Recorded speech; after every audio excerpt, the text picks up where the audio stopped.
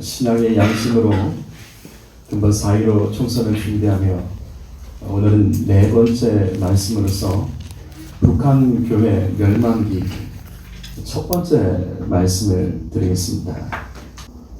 이 사진이 일제 강점기 때 북한 교회 모습입니다. 당시 북한에서 대붕이 일어나서 평양 같은 도시에서는 교회에 안 가본 사람이 없었습니다. 주일이면 길거리가 텅 비고 가게 문을 닫으며 사람들이 교회로 몰려들 정도였습니다. 그래서 외신에서 이 평양의 별명을 예루살렘, 동방의 예루살렘이라고 불렀습니다. 그만큼 많은 사람들이 예수를 믿었습니다. 이같이 북한 땅에서 일어난 복음의 대붕은 전 세계도 사실 한 번도 없었던 일이에요.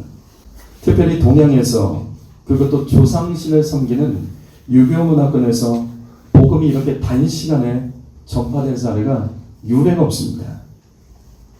그러나 이랬던 교회가 1945년 독립 이후에 단 5년 만에 북한 교회가 멸망합니다. 멸망했다는 건 아예 없어졌다는 뜻이에요. 여러분, 우리는 오늘 이것만 기억하면 됩니다. 하나님께서 교회를 알아서 지켜주진 않습니다. 그 교회가 그 시대의 정치적인 체제, 사람에 의해서도 얼마든지 무너질 수 있습니다. 국가의 권력과 법에 의해서 교회가 불법 집단이 돼서 합법적으로 무너질 수 있고, 예수 믿는 성도들이 국가의 죄수가 될 수도 있습니다. 그럼 왜 북한 교회는 멸망했을까? 저는 오늘 말씀에서 북한의 이 공산화 과정이 대한민국에 주는 이 경고의 메시지가 있음을 들으시고 귀에 있는 분들은 성령이 이번 2020년도 4.15 총선을 앞두고 있는 교회들에게 주시는 그 음성을 들으실 수 있기를 바랍니다. 아멘. 그리고 내용을 점검하시고 잘 메모하셨다가 목사가 강단에서 거짓말한 것이 있는지 선동한 것이 있는지 여러분이 직접 확인하세요. 그냥 내가 알고 있는 상식으로 저건 아니지 재단하지 마시고, 혹시 내가 잘못 알고 있는 것도 있을 수 있잖아요. 메모해서 확인해 보시라고요. 양쪽의 내용이 있다면 양쪽 내용을 다 보자고요.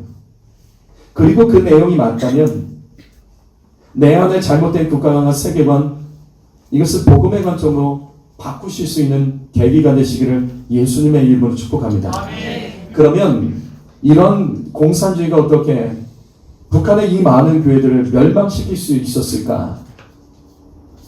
그것을 말씀드립니다. 첫 번째로는 국제사회가 공산주의 실체를 분별하지 못했기 때문이에요. 이것은 지금 우리 안에서도 똑같이 일어나고 있는 일입니다. 여러분, 공산주의는 영적으로 보지 못하면 이해할 수 없습니다. 처음에 미국도 이 공산주의를 영적으로 보지 못해서, 실체를 보지 못해서 그들도 실수했습니다. 1941년 12월 8일 날 일본이 미국에 진주만을 습격합니다.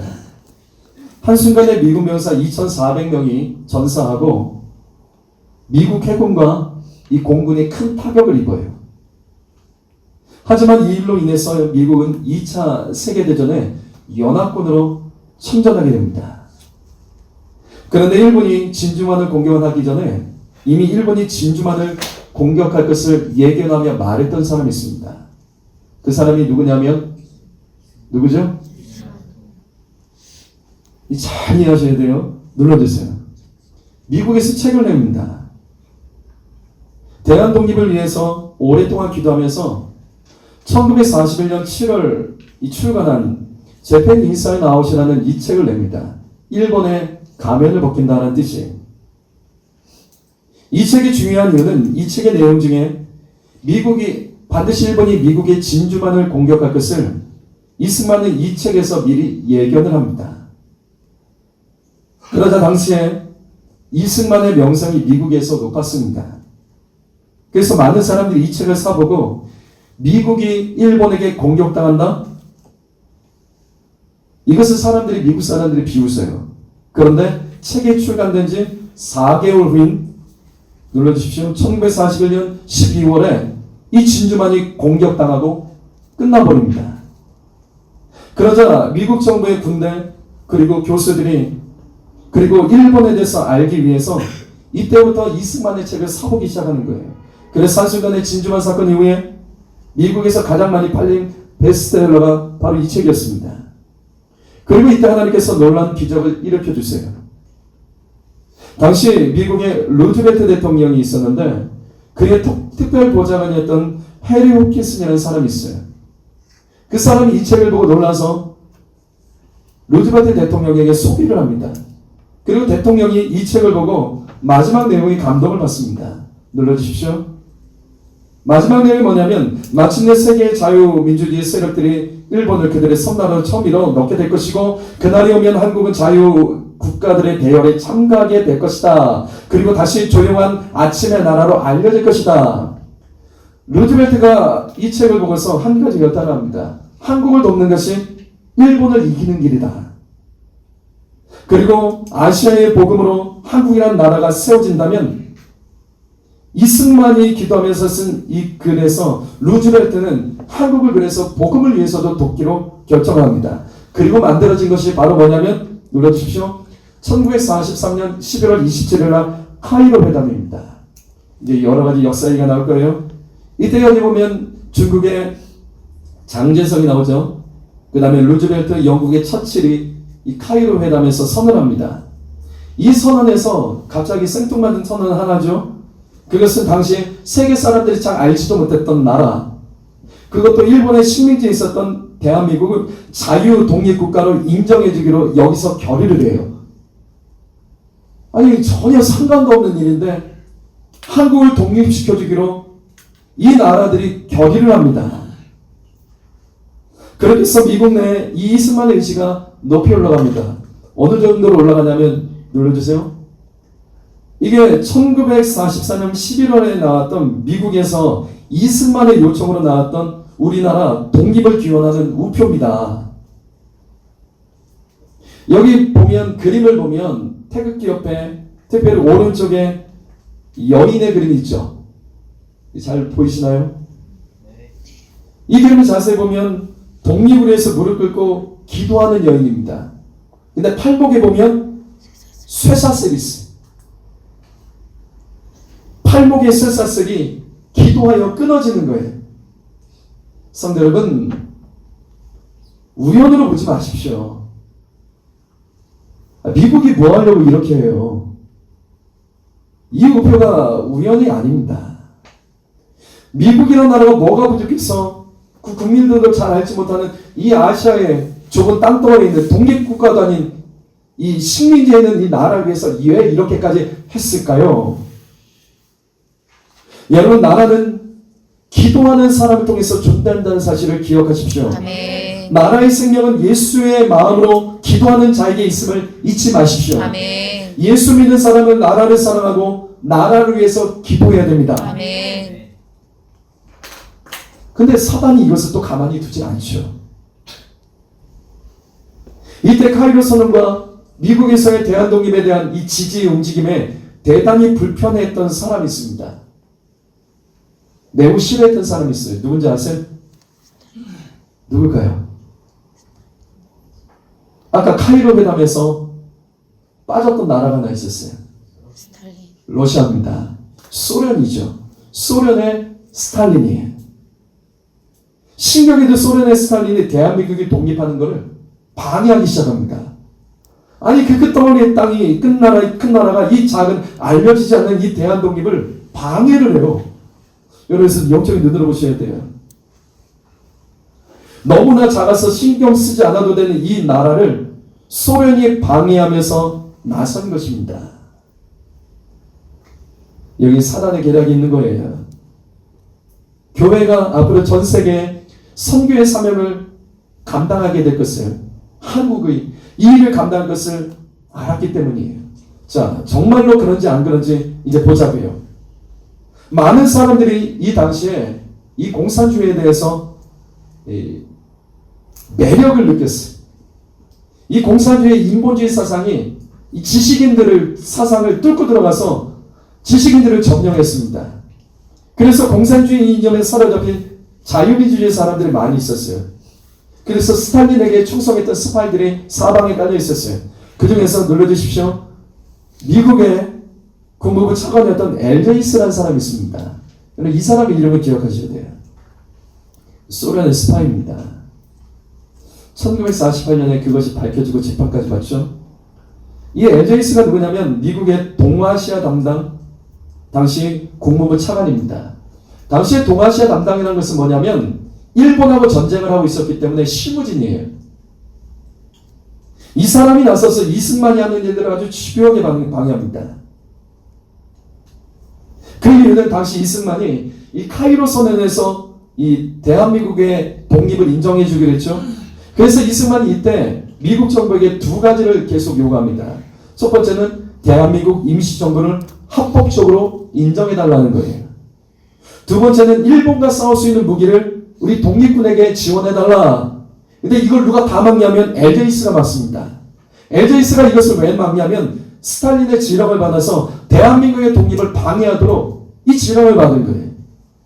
그 가운데 엘제이스가 만든 최고의 작품이 바로 이거죠. 눌러주십시오. 1945년 2월 4일 얄타 회담입니다. 자, 이 사진에서 보시면 달라진 것이 있죠? 뭐가 달라졌죠? 중국이 빠지고 스탈린이 들어가 있습니다. 얄타가 어딘지 아세요? 소련 땅입니다. 이거를요, 원래 지중해에서 할 것을 이 엘제이스가 이렇게 다 만들어낸 거예요. 엘제이스가 이 카이로 회담을 여기서 다 뒤집어 버립니다. 그래서 소련에게 유리한 합의문을 얄타에서 만들어냅니다. 이 사진에도 엘제이스가 있어요. 눌러주세요. 보이시죠? 위치도 기가 막히게 잡았죠? 자, 그렇다면 엘제이스가 주도한 이 얄타 회담이 대한민국의 독립과 무슨 상관이 있을까? 당시 미국은 일본과 싸우는데 이 전쟁을 빨리 끝내고 싶었어요. 그래서 소련의 스탈린에게 일본과 좀 같이 싸워달라 요청을 합니다. 자, 여기서부터 이게 잘못된 거예요. 미국이 소련에게 도움을 요청한 거예요. 사실 미국은 충분히 이때 일본을 이길 수 있었습니다. 45년이에요. 이미 이기고 있었습니다. 이미 충분히 전쟁을 마무리할 수 있었는데 엘제이스가 이 루즈벨트를 이 부축해서 전쟁을 더 빨리 끝내기 위하여 소련의 도움을 받아야 됩니다. 그리고 여기서 좌우 합작이 일어나는 겁니다. 그래서 공산주의와 자유민주주의가 합쳐서 일본과 싸우자. 그러다 소련의 스탈린이 기다렸던 듯이 미국의 제안을 받아들이며 이와 같은 요구를 하게 됩니다. 눌러주십시오. 자, 첫 번째 요구는 독일이 패망하면 폴란드를 포함한 동유럽에 대한 소련의 지배권을 인정해달라는 거예요. 그리고 또 눌러주세요. 그리고 일본이 패망하면 한반도 내에서 혼란스러운 이 한반도를 안정시키기 위하여 소련군이 주둔해서 지배할 수 있는 권리를 인정해달라고 합니다. 그러자 루즈벨트가 이걸 다 허락해줍니다. 이 루즈벨트 회의에서 엘제이스가 다 부추긴 거예요. 자, 여러분 여기서 눌러주십시오. 이 엘제이스를 여러분 잊지 마셔야 돼요. 2차 세계대전이 끝난 후에 미국의 대표로서 스탈린의 지령을 받아서 유엔까지 만든 사람인 거 아세요? 미국이라는 강대국의 엘제이스 같은 이 한 사람이 2차 세계대전이 끝난 다음에 수많은 나라들이 소련에 의해서 공산화되는 것, 이 사람 때문에 막지 못한 겁니다. 근데 여러분 우리나라 안에도 이와 똑같은 사람들이 있습니다. 여러분 6.25 전쟁 때도 엘제이스 같은 북한의 간첩들 때문에 서울이 3일 만에 함락돼서 수백만 명의 사람들이 죽었잖아요. 또 현재 우리나라 안에서도 지도자들 안에서도 우리 알잖아요. 공산주의자들이 있습니다. 주사파들이 있습니다. 산업행 운동하면서 이 나라 공산주의를 뒤집어 놓은 사람들이 있었습니다. 지금도 있고요. 여기 성남 시장으로도 있고요. 청와대도 있고요. 신기하지 않았어요? 저는 이 북한 문제가 해결되지 않는 게 정말 신기해요. 정말 신기해요. 아니 우리나라가 이렇게 경제적으로나 군사적으로나 막강한데 이걸 왜 못 막을까요? 어떻게 북한 독보들이 그렇게 굶어 죽고 수많은 사람들이 나라를 버리고 탈북하는데도 신기하게도 어떻게 김정은 정권이 유지되죠? 어떻게 이게 유지되는 거죠? 우리 내부 안에 공산주의의 적 LJS 같은 사람이 있기 때문입니다. 남한의 경제력과 군사력이 북한보다도 월등한데도 어떻게 지금 우리나라가 북한에게 끌려다니죠? 아니 왜 이렇게 된 거죠? 우리 안에 이와 똑같은 사람들이 있기 때문입니다. 성도 여러분, 그래서 지금 이런 시간을 이 교회에서 갖는 거예요. 역사를 통해서 이 시대에 엘저이스 같은 사람을 분별하셔서 이번 총선 우리가 하지 않으면 오늘 말씀의 제목처럼 북한교회 멸망기 남한에서도 똑같이 일어나고 지금도 일어나고 있습니다. 좀 더 볼까요? 얄타 회담 이후에 우리나라에 어떤 일이 이제 일어난지 보자고요. 얄타 회담 이후에 엘데이스가 루즈벨트를 부추겨서 다시 한번 또 일을 만들어내요. 그것이 뭐냐면 눌러주십시오. 1945년 4월 25일 날 샌프란시스코에서 유엔 창설에 대한 국제회의가 열립니다. 이 회의는 앞으로 2차 세계대전이 끝난 후에 세계 평화를 위한 전 세계 국가들이 모여서 유엔을 만들고 세계 질서를 잡기 위한 이 초기 모임입니다. 근데 이 중요한 자리에 우리나라는 미국에 의해서 참석이 거부당합니다. 다른 나라가 아니라 미국에 의해서요. 이승만이 여기에 대한민국을 가지고 들어가려고 아무리 애를 써도 이 엘저이스가 이걸 다 막아서는 거예요. 그래서 못 들어갔어요. 분명히 1943년에 카이로 회담에서 대한민국이 독립국가로 인정해주고 했잖아요. 근데 알타 회담에서 뒤집힌 걸 사실은 이때 몰랐어요. 이제 대한민국은 일본으로부터 해방돼도 소련의 지배를 받는다는 것을요, 이 알타 회담의 내용이 비밀이었기 때문에 알지 못했습니다. 그래서 이때 이승만과 이 자리에 참석했던 이 임시정부의 대표들이 그 자리에서 기도를 하기 시작해요. 그리고 각지에 흩어진 성도들에게 기도를 요청합니다. 그리고 이승만은요, 샌프란시스코 이 회의장 근처에 숙소를 정하고 하나님께 도와달라고 간절히 기도했어요. 이때 얼마나 기도를 했는지 하나님께서 두 가지 응답을 해주셨습니다. 자, 보자고요. 자, 어떤 일이 일어나자 보자고요. 1945년 4월 25일 날 이 회의가 열리죠. 그런데 회의 2주 전에 한 가지 큰 일이 벌어집니다. 눌러주십시오. 4월 10일 날 루즈벨트가 죽습니다. 그리고 부통령이었던 트루먼이 대통령이 됩니다. 이 트루먼이 누구냐면 반공주의자입니다. 이게 어떻게 이런 일이 벌어졌을까? 그 다음에 이게 어떤 일이 벌어졌을까? 자, 보십시오. 엘저이스가 뒤에서 이 루즈벨트를 조정했습니다. 근데 트루먼이 대통령이 되면서 이 엘저이스가 외면당하고 한순간에 소련과 비밀리에 진행한 일들이 다 틀어져 버리는 거예요. 그리고 여기서 한 가지 더 놀라운 일이 또 일어납니다. 간절히 기도하던 이 이승만의 방에 누가 찾아와요. 눌러주세요. 에밀리 이 고브로라는 사람입니다. 이름이 신기하죠? 에밀리 고브로예요. 미국 기자인데 미국 사람이 아니에요. 이 사람이 이승만의 호텔로 찾아왔습니다. 이 사람이 어떤 사람인가? 앞에서 말씀드렸죠? 당시 소련의 스파이들이 많았습니다. 눌러주십시오. 공산주의자였습니다. 소련 사람이에요.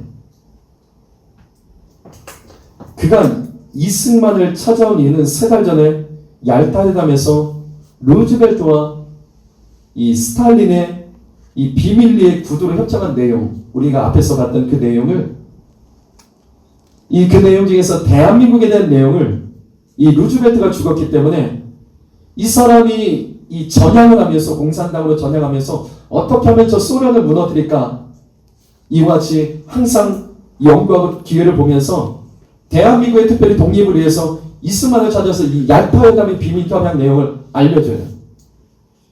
당시 이 얄타회담에서 스탈린과 루즈벨트가 맺었던 협약 내용이 알려지지 않은 비밀이었습니다. 그런데 이 사람을 통해서 한반도의 지배권이 소련의 스탈린에게 갖게 됐다는 것을 이스만이 이때 안 거예요. 그리고 역전이 일어납니다. 이때 이스만이 미국 각계 영향력 있는 사람에게 편지를 다 보냅니다. 이 사실을 알려요. 그리고 누구에게까지 보냈냐면 트루먼까지 보내요. 트루먼 대통령에게까지. 트루먼도 몰랐던 이야기거든요. 이로 인해서 얄타회담에서 미국 정부가 소련과 비밀로 협약했다. 이 내용이 언론까지 들통나면서 미국 정부는요, 이때 우리는 카이로 회담을 충실하게 이행하기 위해서 대한민국의 독립을 보장하겠다고 오히려 역발표를 다시 하게 됩니다. 그러니까 얄타회담 내용을 뒤집은 거예요. 아니다. 우리는 대한민국을 지지한다. 이렇게 보장을 하면서 발표를 했어요. 그래서 바로 열린 회담이 뭐냐면 눌러주세요. 1945년 10월 17일에 베를린 포츠담에서 열린 포츠담 회담입니다. 이때 처칠이 나가고 영국의 클레멘트 수상이 이 자리에 왔고 그 다음에 트루먼, 소련의 스탈린 모여서 회담을 갔는데 여기서 대한민국에 대한 논의가 다시 일어나요. 이때 스탈린이 주장하는 것은 당연한 거죠. 얄타에서 미국이 약속한 대로 해라. 이때 트루먼 나는 모른다. 얄타에서 너희가 약속한 대로 해라. 소련이 한반도에 대한 이 통치권을 갖는다. 트루먼은 안 된다. 우리는 카이로 선언대로 할 것이다. 이 둘 안에서 충돌이 일어나요. 결국 이 안에서 절충안이 만들어졌겠죠? 그 내용이 뭐냐면 눌러주세요. 한반도의 독립을 보장하는 대신에 한반도의 안정과 북한 해군의 일본군의 완전한 소탕이 될 때까지 소련군은 북한 땅에 주둔하고 미군은 남한에 주둔하기로 이때 합의를 합니다. 이게 바로 포츠담 선언이에요. 그런데 소련은 한반도 전체가 공산화시켜서 이 소비에트 연방에 이 포함시킬 계획이 있었기 때문에 이렇게 협의는 했는데 그 다음 어떤 일이 벌어지는지 보자고요. 눌러주십시오. 마침내 1945년 5월 8일에 독일이 연합군에게 항복을 합니다. 그리고 이 소련은 미국과 약속한 대로 대일 전쟁에 참여해야 되는데 이 소련이 참여를 하지 않는 거예요. 자꾸만 미룹니다. 그러다가 소련이 언제 참여한지 아세요? 대일 전쟁에? 이게 참 재밌습니다. 눌러주십시오. 1945년 8월 9일입니다. 약 158만, 160만의 군대를 이끌고 대일 전쟁에 참여를 해요. 이게 왜 갑자기 이런 일이 벌어졌을까? 자꾸 미루고 있던 이 대일본 전쟁에 참여하는 것을 미루고 있던 이 일이 왜 벌어졌을까? 왜 이때 참여했을까? 여기 내용이 있는 거죠. 눌러주십시오. 1945년 8월 6일 날 미국이 히로시마에 원자폭탄을 떨어뜨립니다. 이 일본이 항복을 하지 않자 원자폭탄을 떨어뜨려요. 이때 일본이 항복했나요? 아니요. 일본이 항복했습니까? 아니요. 안 해요. 그러자 또 어떡합니까? 눌러주세요. 8월 9일 나가사키에 또 터뜨립니다. 나가사키는 일본의 군수공장들이 모이는 곳이에요. 그러자 갑자기 바로 그날에 소련군이 약 160만의 군대를 이끌고 대일전쟁에 참여합니다. 이 대일전쟁에 참여했던 게 뭐냐면 한반도의 북쪽에 일본군을 토벌하겠다고 이 160만을 이끌고 밀고 내려온 거예요. 단 6일 싸웠습니다. 그리고 북한을 접수합니다. 이때 소련군이 얼마나 쉽게 일본과 싸웠는지 그리고 북한을 점령했는지 대일전쟁 성적표가 소련 국방성 비밀문서로 남아있습니다. 공개된 것을 보시면 눌러주십시오. 이때 소련에 의해서 전사한 일본 군인이 12,295명, 포로가 약 13만 명입니다. 그러면 소련군은 얼마의 피해를 입었을까? 눌러주십시오. 1446명만 사망했습니다. 이게 전부예요. 쉽게 싸운 거예요. 160만이 밀고 내려오니까 이 일본이요, 싸울 의지가 없이 무기를 내려놓고 도망치고 항복했습니다. 이때 소련이 어떻게 밀고 내려오는지 보실까요? 눌러주십시오. 육로와 해로를 통해서 배를 타고 이 청진과 이쪽을 통해서 배로 밀고 들어왔고, 또 육로를 통해서는 탱크로 이렇게 밀고 들어왔습니다. 자, 그러자 미국의 트루먼이 놀랐어요. 크게 당황했습니다. 왜 당황했을까요? 160만이 밀고 내려오는데 북한을 점령하는데 이 트루먼이 당황합니다. 왜 당황하냐면, 보세요. 눌러주십시오. 아직 이때는 일본이 항복하지 않았어요. 그래서 미군이 남한에 들어오지 못했습니다. 남한에 들어오지 못했는데 이미 소련은 이 북한 땅 전체를 장악을 해버린 거예요. 그리고 남한까지 밀고 내려오려고 하자 트루먼이 놀라서 했던 일이 뭐냐면, 이러다가 한반도가 소련에게 완전히 다 정복당하겠다는 위기감에 그가 한 일이 뭐냐면, 눌러주십시오. 1948년 8월 10일 날 바로 소련이 참전하자마자 바로 그 다음날 38선을 그어버립니다. 그럼에도 불구하고 소련은 아직 미국이 와 있지 않았기 때문에 어디까지 밀고 내려가냐면, 당시의 개성이 이 남한 지역입니다. 38선 이남이에요. 그리고 동두천까지 밀고 내려옵니다. 그리고 거기서 버티고 있다가 마침내 일본이 패망하고 미군이 상륙하자 철수를 하면서, 그때 당시 기록에 보면 개성의 인삼에 씨가 말랐다고 합니다. 그리고 우리나라 그 은행들이 다 털렸어. 당시 기록이 여기 남아있어요. 이 소련군들이 그걸 다 빼앗아서 다시 북쪽으로 올라간 거예요. 그런데도 우리 좌파 교과서에 보게 되면 언론들 말하는 거 보면 미국이 38선에서 남북이 갈라졌다라고 미국 욕합니다. 아니에요. 이때 이거 긋지 않았었으면요, 우리나라 미국 들어오기 전에 이미 공산화해서 끝났습니다. 좀 더 보지요. 눌러주십시오. 1945년 8월 26일 날 마침내 소련의 이 사령관이 평양으로 입성하면서 그들의 야심이 완전히 드러납니다. 25군 사령관인 이 치스카코프라는 사람이에요. 이 소련군의 주력 부대를 이끌고 평양에 들어왔습니다. 이게 말이 안 되는 거죠. 왜? 이미 일본군은 없잖아요. 일본군은 항복하고 쫓겨나는데 더 많은 군대를 몰고 평양에 들어온 겁니다. 이때 북한 주민 가운데 뭔가 이상하게 돌아간다는 것을 이때 하나둘씩 감지하는 사람들이 있었어요. 그래서 나선 사람이 조만식 장로입니다.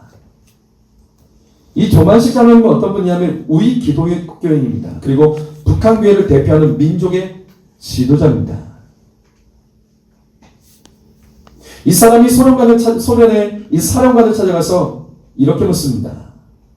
눌러주세요. 뒤로. 다시 뒤로. 이렇게 물어요. 소련군은 해방군입니까? 아니면 점령군입니까? 이때 소련 사령관이 소련군의 목적은 조선의 해방이다. 이렇게 말해요. 그러자 조만식 장로가 화를 내면서 따지기 시작합니다. 왜냐하면 당시에 이 해방군이라는 이름으로 들어왔던 이 소련군의 만행이 이로 말을 할 수가 없었거든요. 약탈과 이 방화, 강간, 낮에요. 우리 여인들이 길거리를 돌아다니지 못했습니다. 밤에요 숨어서 잠을 잤습니다. 소련군이 들어와서 그냥 무조건 약탈하고 강간하고 다 빼앗아가는 거예요. 그래서 그것을 따지자 이 치스카코프가 정치 문제는 나에게 묻지 말라. 그리고 그의 정치 문제는 이 정치 장교였던 레베데프라는 장군이 있었습니다. 그 사람에게 물어보라며 그 사람을 만나게 합니다. 그때 내용이 1991년 9월 9일날 중앙일보 기사에도 이게 정확히 실려 있습니다. 이때 조만식 장로님이 소련 정치장교에게 이 장군에게 했던 말이 있습니다. 눌러주세요. 여러분 한번 읽어볼까요? 이 내용 한번 읽어봅니다. 시작. 자주주의 국가가 경제제도를 채택해야 하며 교육을 통해 인민을 깨우쳐야 하고 피압박 민족의 안을 자주 독립국가로 풀어야 하고 이것을 위해서는 언론, 집회, 결사의 자유 등이 보장되어야 합니다. 이때 조반시 장로가 이 소련에게 요청한 것이 뭐냐면 정치로서는 민주주의입니다. 경제는 자본주의입니다. 그리고 언론과 종교의 자유 보장하라는 내용을 주장을 합니다. 그러자 이 레베데프가 공산주의였기 때문에 이 조만식을 죽이려고 하다가 죽이질 못해요.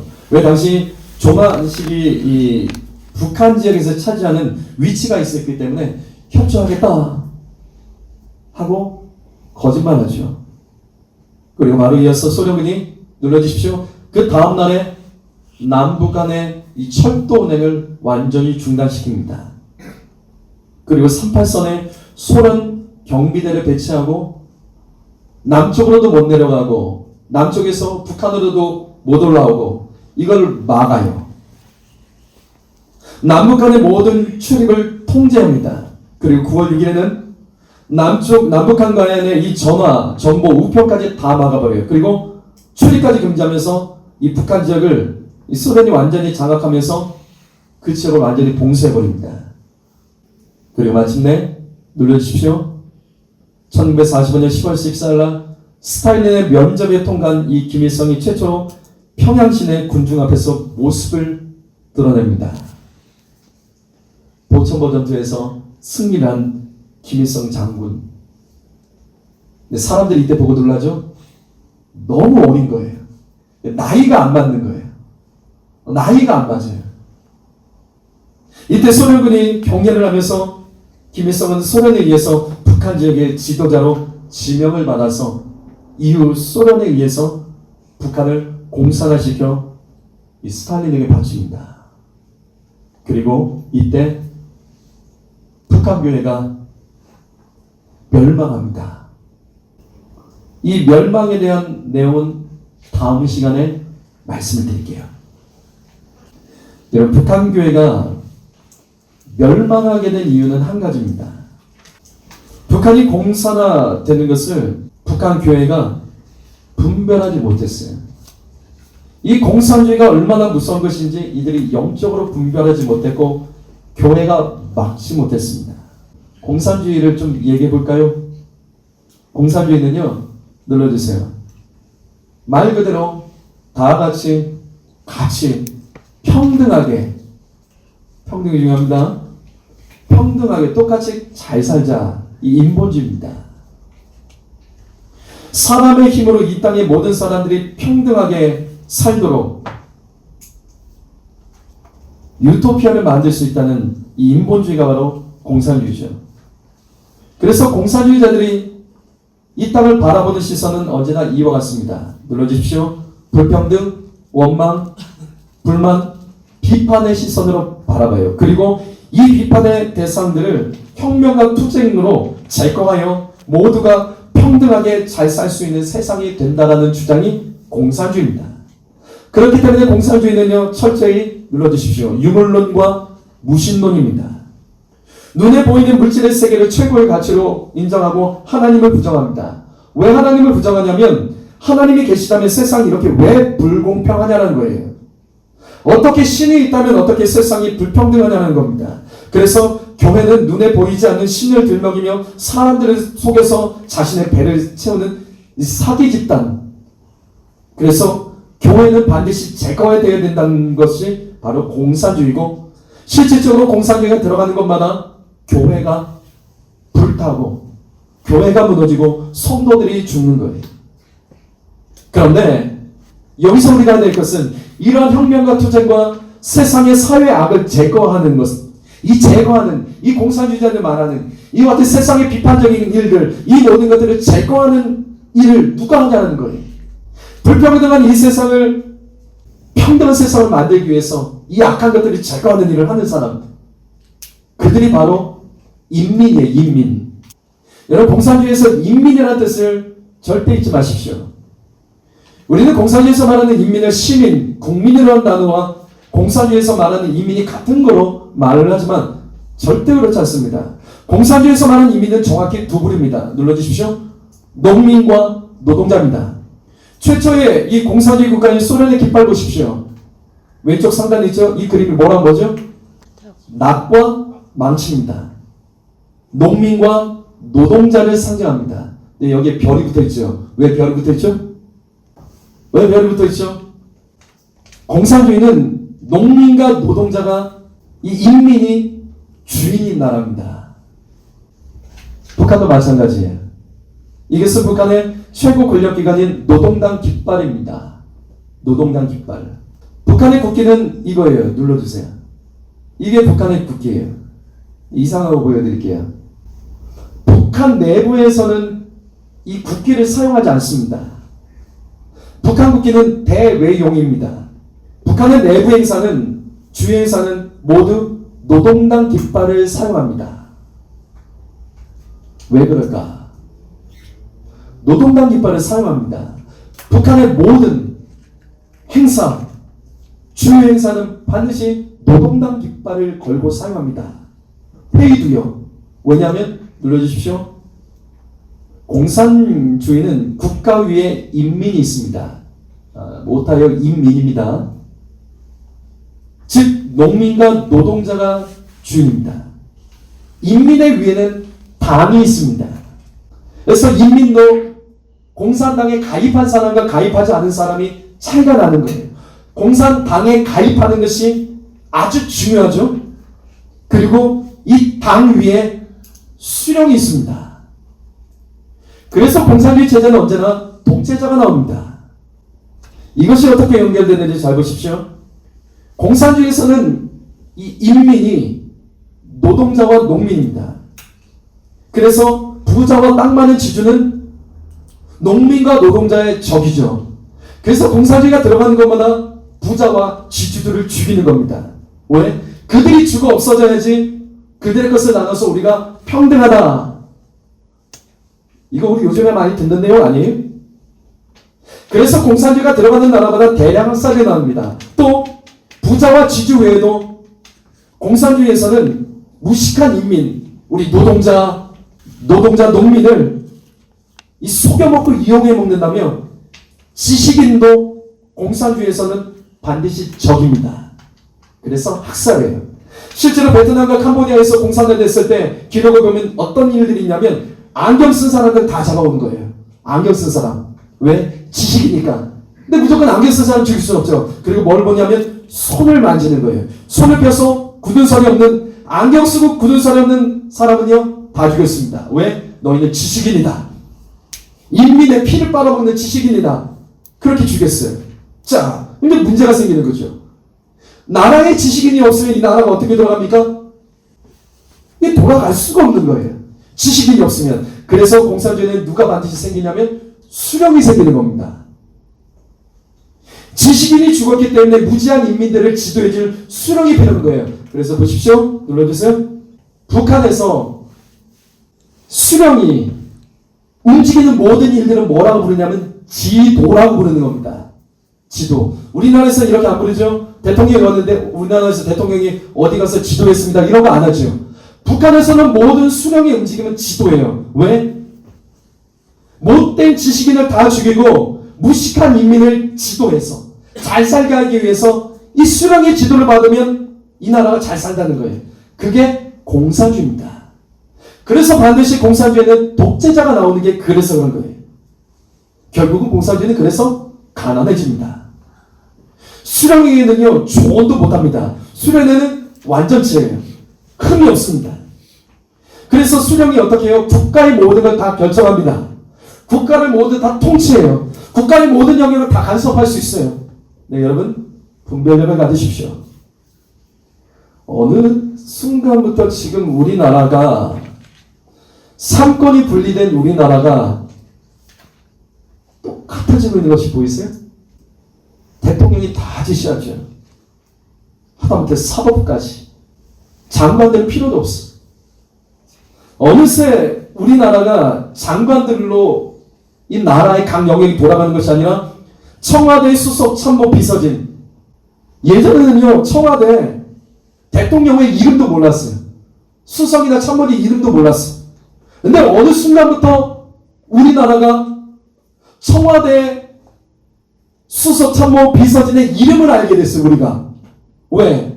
그들이 행정부의 장관을 찾아가서 지시하고, 그리고 여러분 국민청원이라는 건 원래 어디 있는 건지 아세요? 국민청원이요? 원래 국민청원이요, 국회에 있는 겁니다. 국회에 국민청원하는 게 있어요. 근데 이걸 어디로 가요? 청와대로 가져가죠. 그리고 어떻게 청와대에서 모든 걸 다 조절을 하기 시작합니다. 해결해 주는 건 없이요. 청와대에서 모든 연락을 받아서 어느 순간에 이 청와대, 이 국민청원이 뭐가 되냐면 이게 인민재판이 되고 있잖아요.